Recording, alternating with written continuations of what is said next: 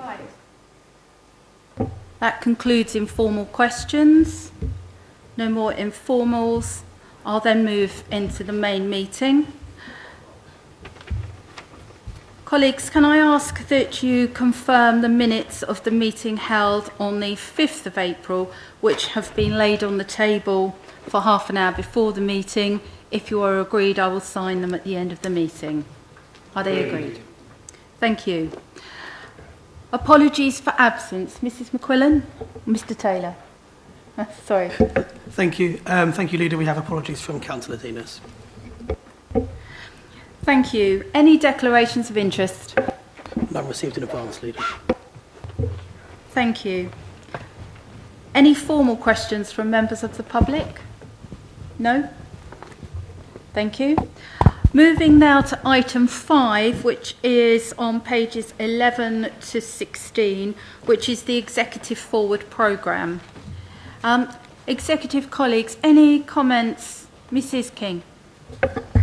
Yeah, thank you very much, Leader. Yes, on page 14, under Councillor Hall's portfolio, there's a review of the HRA business plan. It should be under mine. Thank you. Thank you. We'll get that amended for you. Colleagues, any other comments? Thank you. Moving on to item 6, which is the revenue outturn for 2015-16, and that's the General Fund and Housing Revenue Account. And colleagues, you'll find that report pages 17 to 26. Councillor Hall. Thank you, John.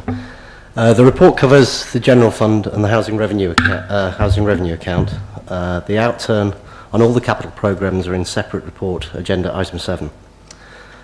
This report is the final monitoring report for 2015-16. The last forecast position was reported in February. The General Fund outturn is an overall underspend of 56,000, which can be considered to be a break-even when based on a budget of 14 million. The table on page 9 shows a significant variance on budget within the General Fund outturn. The outturn is compared to the forecast given in February. Some cost pressures have turned out higher than previously forecast, and these are discussed in the report. The finances have been well managed, and risks have been mitigated in the year through cost control and conservative budgeting on variable income such as car parking. There is 60,000 of budget carry forward requests shown on the table in page 22. These requests cover specific items of work outstanding for 2015-2016. It is proposed to maintain the General Fund reserves balance at 3.2 million in line with the finance strategy. The outturn on the General Fund will add to the Revenue Reserve Fund. The Housing Revenue Account. The outturn position is given in the summary table on page 23 and shows an underspend of 441,000. There is an overall underspend on the sheltered accommodation of 201,000 and 226,000 lower contribution to capital financing than budgeted. There is a request to earmark 25,000 of the underspend to cover the construction of the bund wall on Medrow for protection of Way Court. In total, there are 5 recommendations to the Executive on page 24. Councillor Hall, thank you. Colleagues, any other comments from those? No? In that case, we have 5 recommendations on the main agenda for that item. Recommendations 1 to 5, are they agreed? Agreed. The next item is item 7, which is the capital programme outturn. Councillor Hall, I think it's the Councillor Hall and the Councillor Adams showed this evening, looking at the agenda. Councillor Hall. Thank you, Chairman. I'll try not to make such a hash of it this time around.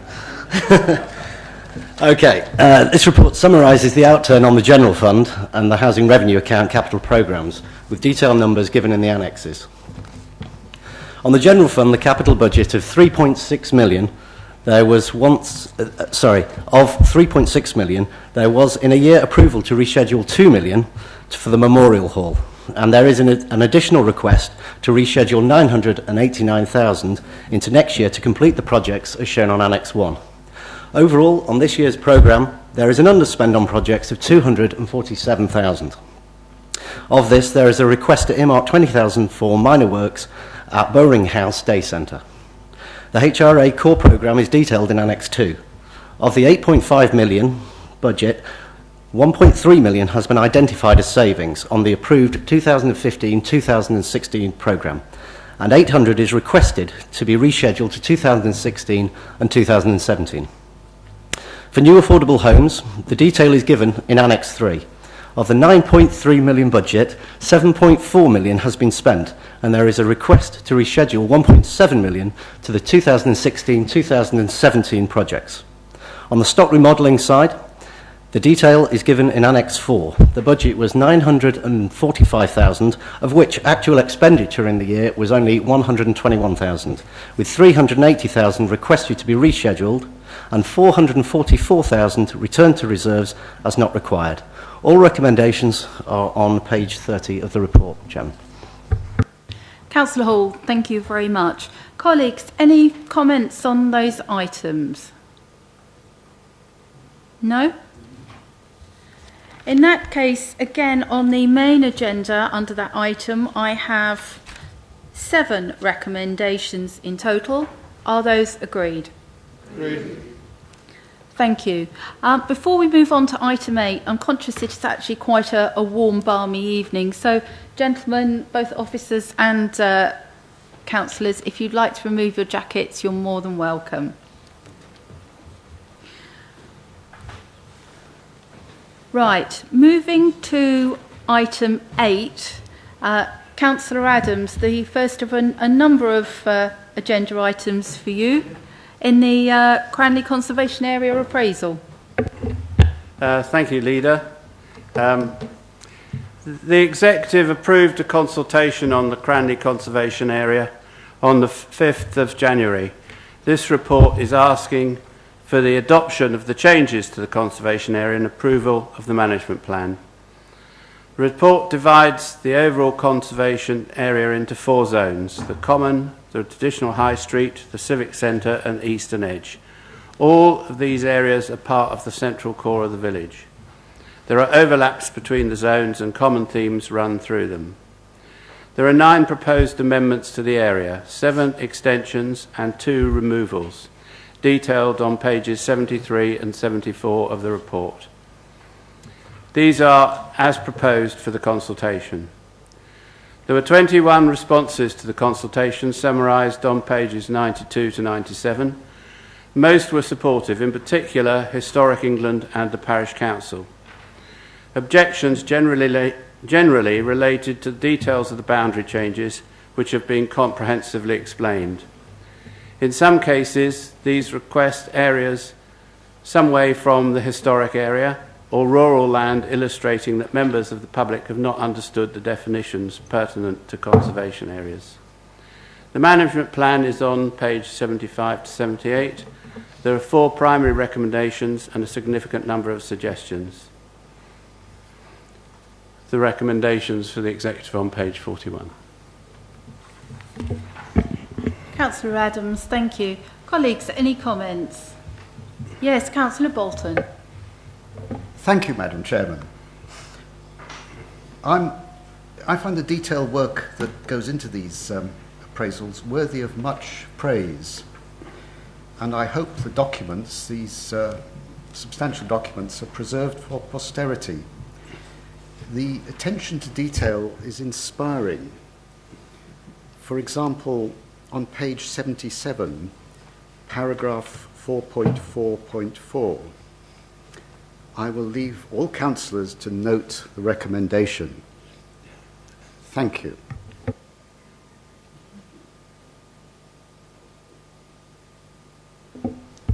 No answer to that. Right, we'll move to the recommendations. Are those recommendations agreed? Agreed. Colleagues, item 9. Councillor Adams. Thank you, Leader. The Ewhurst and Ewhurst Green Conservation Area appraisals are number 13 of the 43 in Waverley's CAA reappraisal programme. Although grouped for this exact item, there are two separate reports recommended for consultation. Firstly, Ewhurst. Historically, it was three separate areas, two of which form the conservation area. Over time, infill has linked the two areas while leaving them with different distinct characters. The village is in linear form, with many of the older buildings grouped around a small green. There is pressure for development towards the outskirts of the village, and while the CAA status doesn't prevent this, it enables design and form to be taken into account. On pages 125 to 127, there are 4 proposed extensions to the conservation area, to the south, east, west and north, and three suggested removals, 2 of which are fields. The proposed management plan for Ewhurst is on pages 128 to 131. Secondly, Ewhurst Green, which lies a short distance to the south of Ewhurst village, has developed little over the years from a group of farms surrounding common land.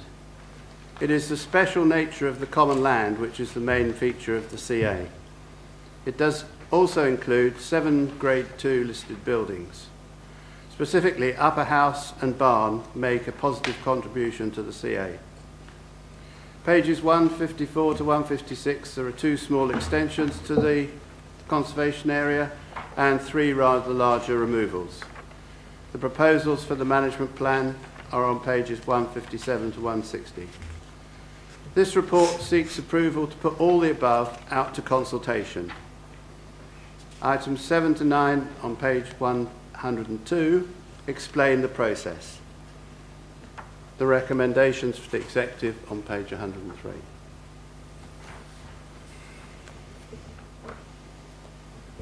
Councillor Adams, thank you.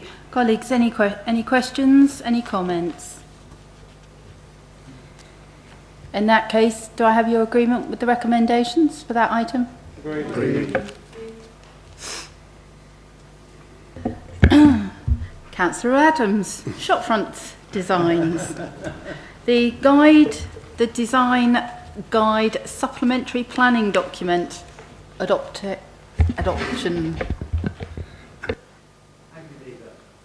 Thank you, Leader. I trust Councillor Bolton is also impressed by this extensive document covering different design criteria across our 4 towns, particularly. The draft shopfront design guide was presented to the exec in July last year for consultation. It resulted from work on the conservation appraisals in Farnham, Godalming and Hazelmere. The management plans recommended that the existing shopfront design guide be reviewed to ensure it is up to date and relevant. That work has now been completed. The MPPF also recognises the importance of good design and encourages local distinctiveness. This work has also updated the practice and guidance used by Waverley to bring it into line with the current formal requirements for supplementary planning documents.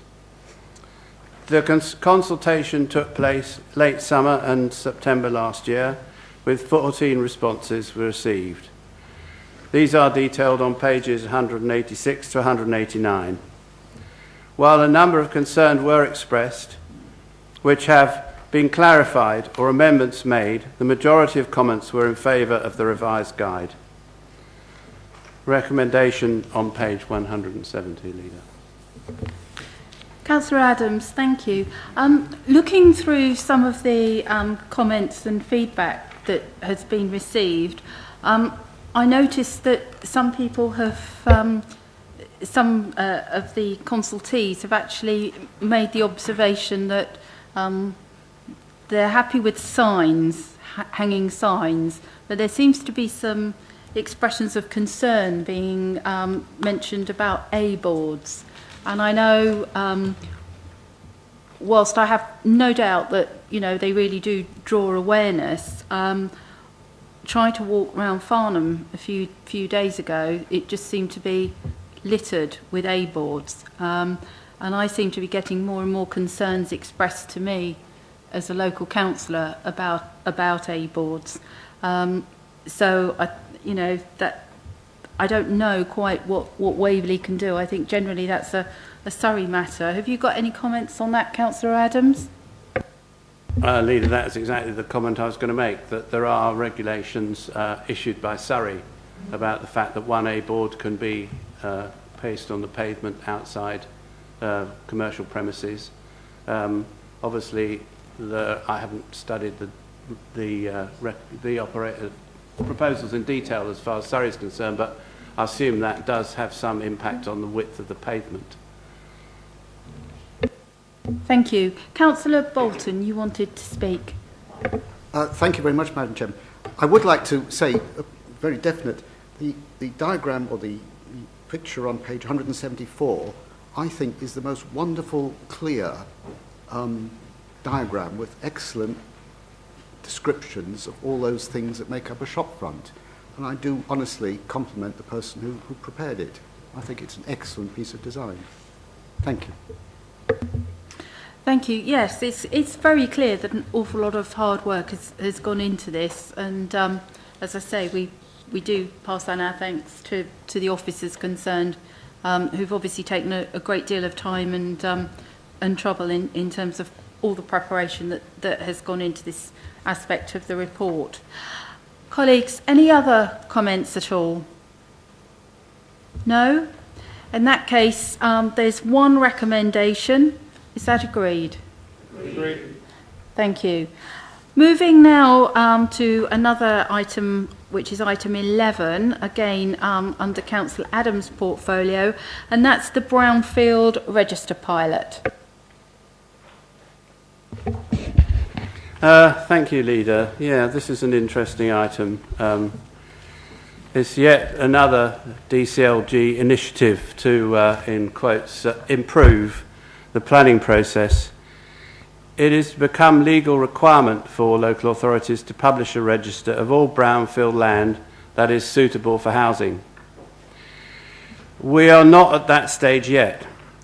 Waverley has volunteered to take part in a pilot process which is funded by a grant from the DCLG to assess the practice manual that they have prepared.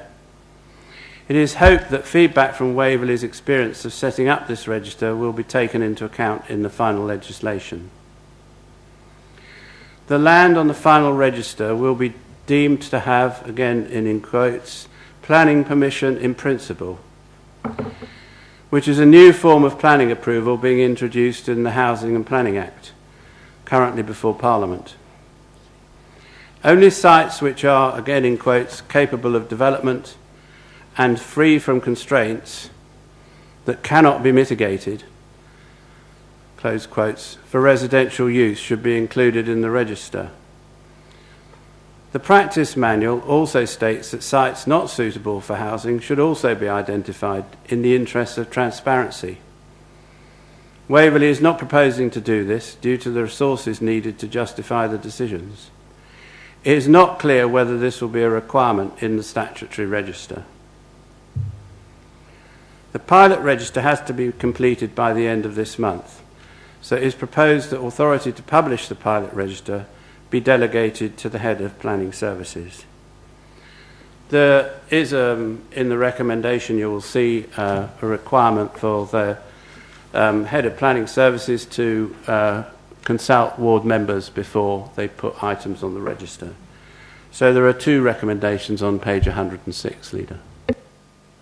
Councillor Adams, thank you. Yes, I think it's absolutely vital that the planning department work with the ward members, as you've said, so that we make sure that they are kept fully up to date. That would be great. Thank you. I have Councillor Martin and then Councillor King. Thank you, Leader. On the basis that in all likelihood the government will eventually mandate us to do this, the fact that they're giving us £10,000 to start off as a pilot, we might as well not kick a gift horse in the mouth. if we're going to have to do this eventually anyway, let's do it now with government funds. So I see this is absolutely the right thing to do, and I wholeheartedly support the recommendation. Councillor King. Thank you very much, Madam Chairman. Yep, I totally agree with both my colleagues, certainly Councillor Adams. This is a bright idea, if you like, that's come out of the Housing and Planning Bill 2016, and like a lot of that bill is incredibly unclear.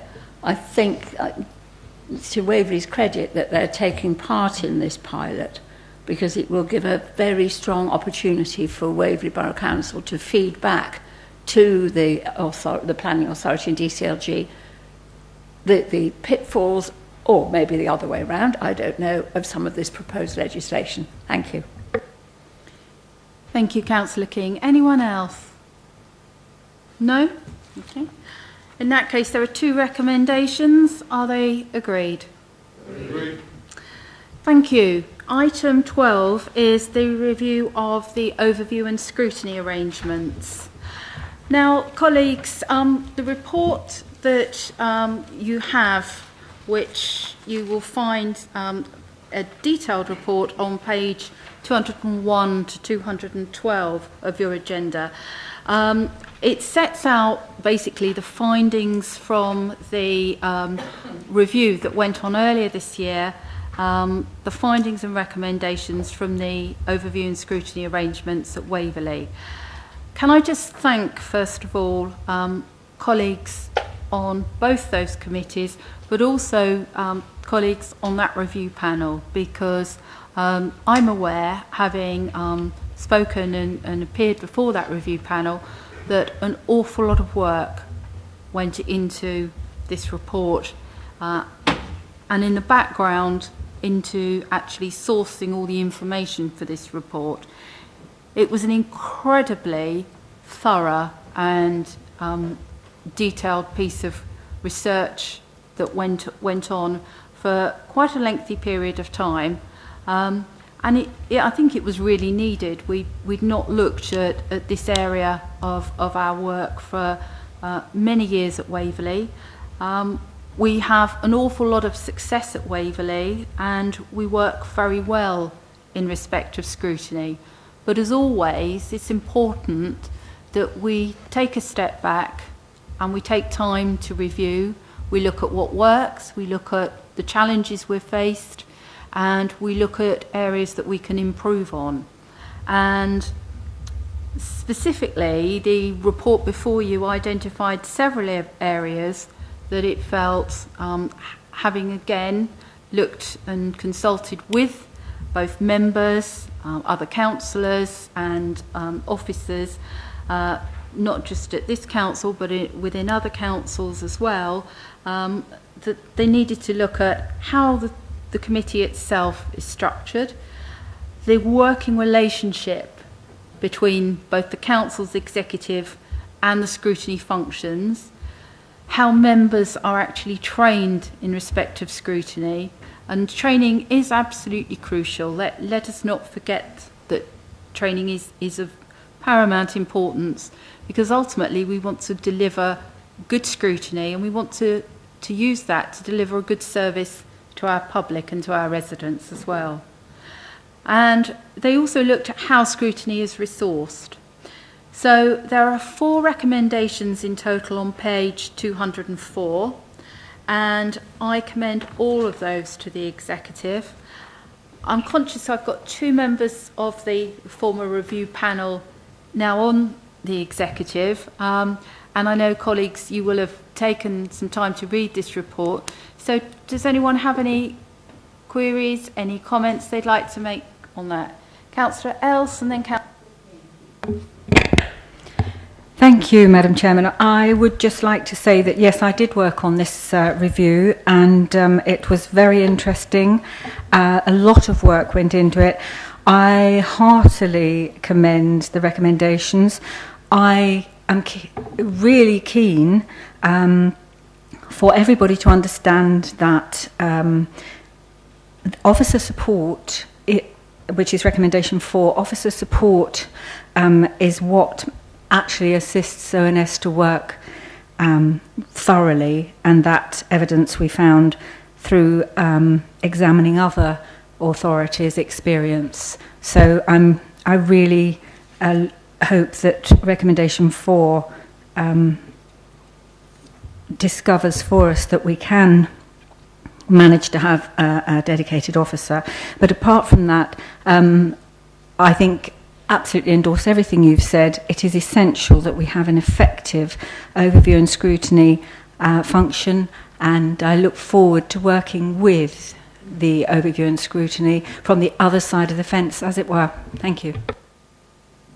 Councillor Els. Yes, I know I went on a scrutiny training course myself, and talking to a number of the other councillors who were on those courses from different authorities where they had a dedicated scrutiny resource, they found that was very, very beneficial. This recommendation 4 obviously asks the Head of Policy and Governance to actually look in more detail at the whole aspect of resource. So he is very much aware of that. Councillor King and then Councillor Edwards. Thank you very much indeed, Chairman. I too welcome this report, and I'm particularly keen to see the recommendation about member training, because I think it definitely needs to happen. As a member of the executive over many years, it seems an awful long time now, I've been in a position to be on Surrey County Council's Overview and Scrutiny Committee when I had the portfolio for community safety. And I've seen firsthand how scrutiny should work, and I really do recommend that we learn the lessons. Thank you. Councillor King, thank you. And Councillor Edwards. Thank you, Leader. I too was on this committee, and must say it's one of the best committees I've ever been on. It was very thorough, very demanding, and for some members a very difficult process.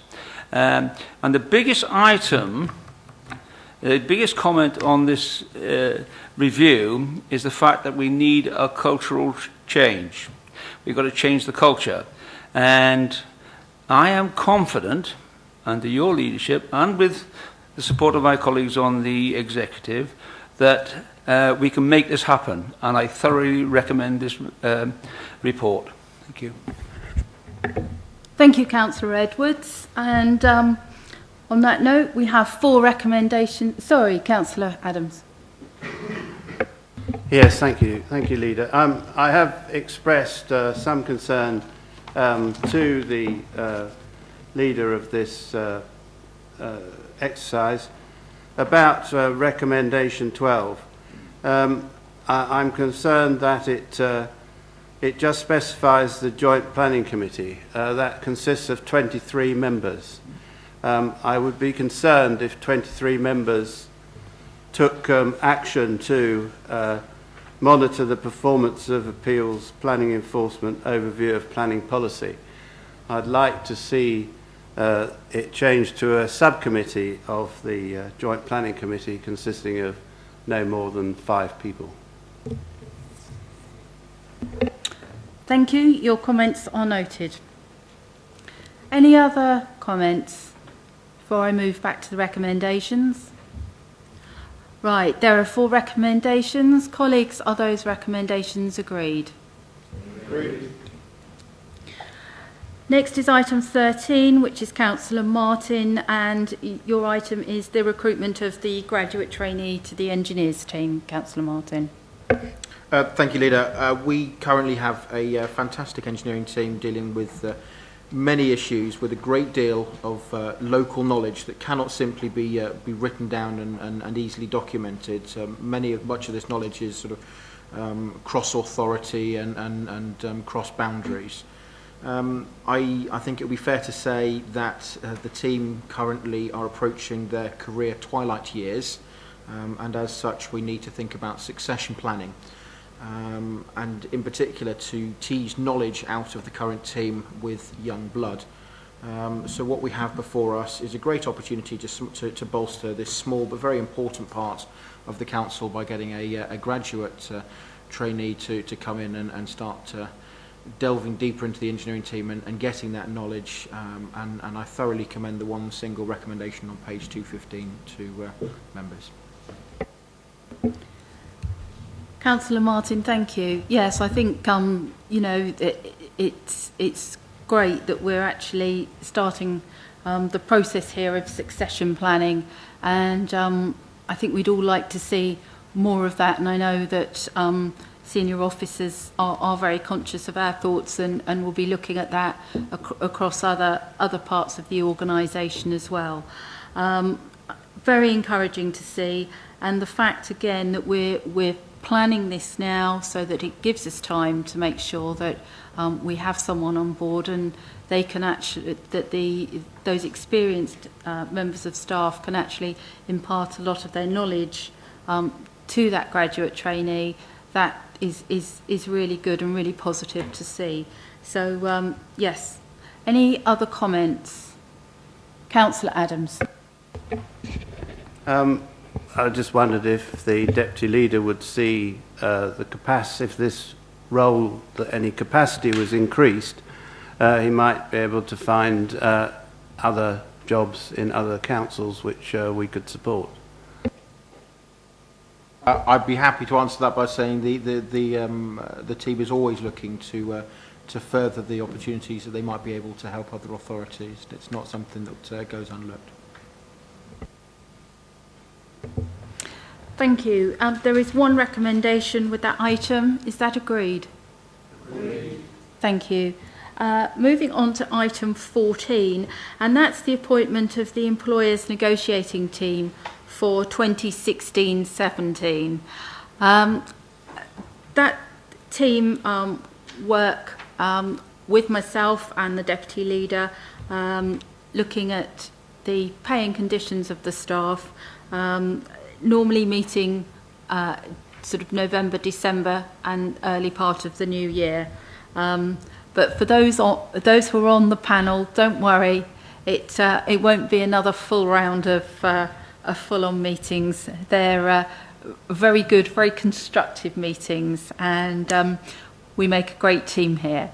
So there are 6 members: myself, Councillor Martin, Councillor Jim Edwards, Councillor Jenny Else, Councillor Pat Frost and Councillor Peter Isherwood. Colleagues, is that agreed? Agreed. Thank you. We move to item 15, which is the appointment to Surrey County Council Local Committee Task Groups for 2016-17. And again, the responsibilities are as laid out on the main part of your agenda item on page 7. So there's one recommendation, and that is that the nominations to the Waverley Local Committee Task Groups for the year 2016-17 be agreed. Are they agreed? Agreed. Thank you. We move to item 16, which is the appointments to outside bodies, and those can be found listed on page 219-220. So a number of those have changed with the various portfolio holder responsibilities. But again, can I ask that those are noted and that they are agreed? Agreed. Thank you. Moving to item 17, which is outstanding debts for write-offs. Back to Councillor Hall. Thank you, Chairman. Go for third time lucky on this one.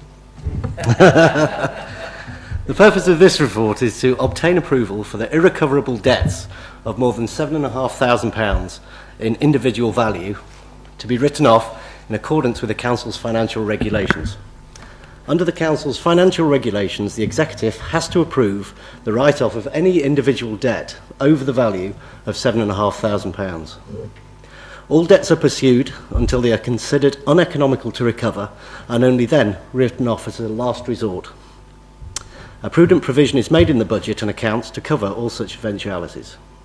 This report requests the Executive to approve the write-off of 3 sundry debts with a total value of £27,747.49, detailed in the exempt annex. The reason for the write-offs are given in paragraph 2 on page 222.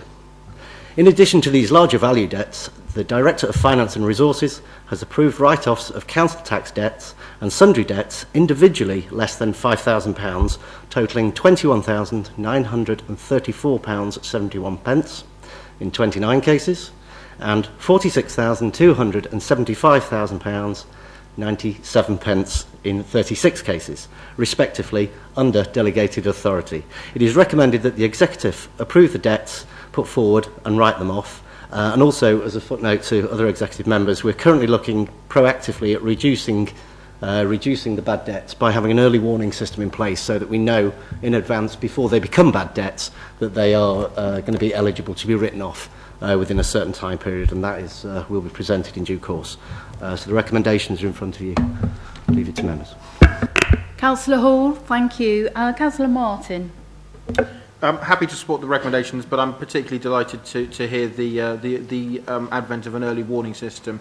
I think that's absolutely prudent for the sound financial management of this council, and I hope that in future years we may see fewer of these bad debt write-offs and give us a sort of that last opportunity to chase them before the end of a sort of statutory period. So thank you very much. Thank you. I think in fairness, we chase the bad debtors, but we've got some thoughts on, and having discussed it further, on perhaps a slightly more proactive way that we may be able to at least identify them and start to recover some of the debt. And I'm sure Mr. Clark and Mr. Vickers will be very pleased to hear of our creative ideas. There is one recommendation before you. Oh, sorry, Councillor Edwards. Thank you, Leader. Just a quick question.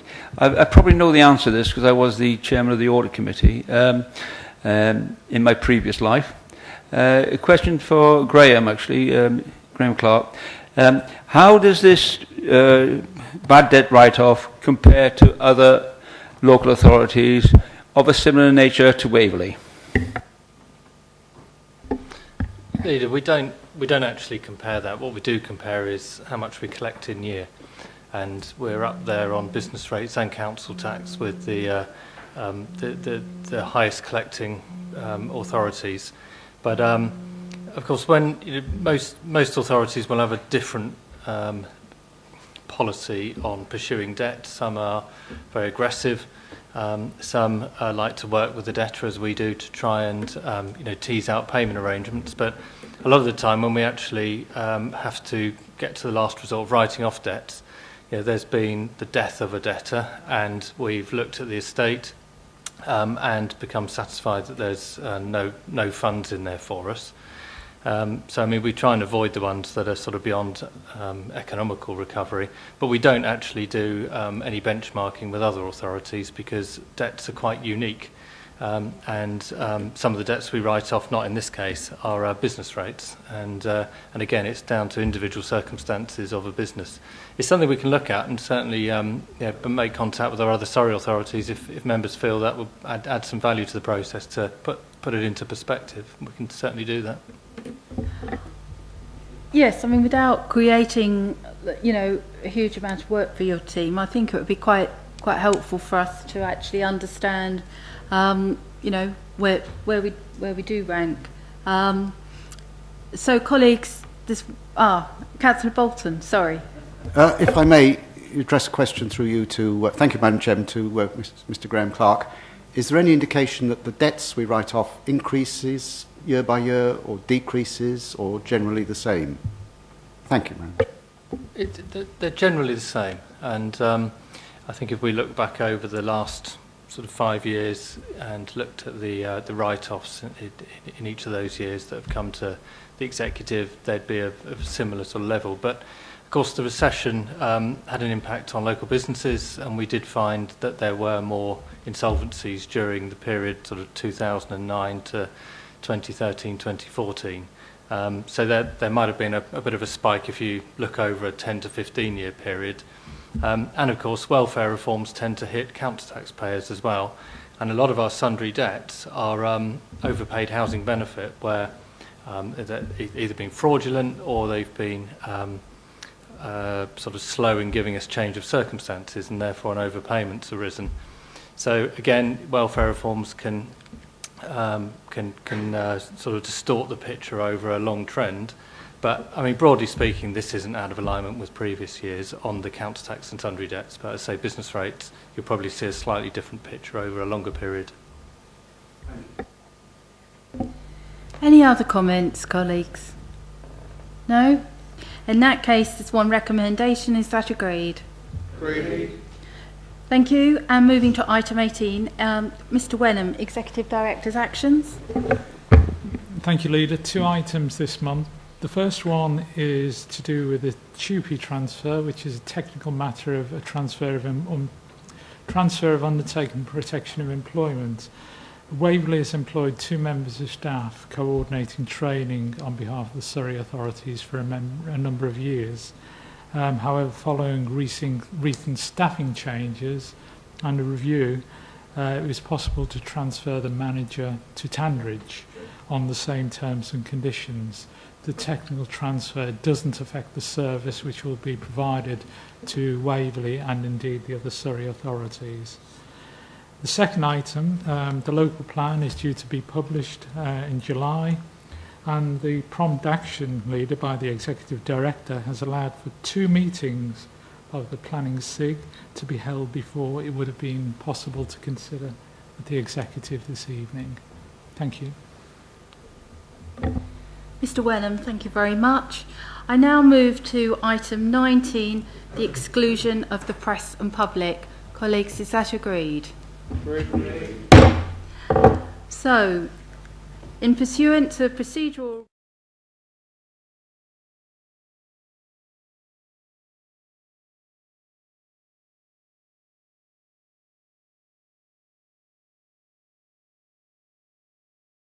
consideration of the following items on the grounds that it is likely, in view of the nature of the business to be transacted or the nature of the proceedings, that if members of the public were present during these items, there would be disclosure to them of exempt information, in brackets, as defined by section 1001 of the Act, of the description specified at the meeting in the revised Part 1 of Schedule 12A to the Local Government Act 1972.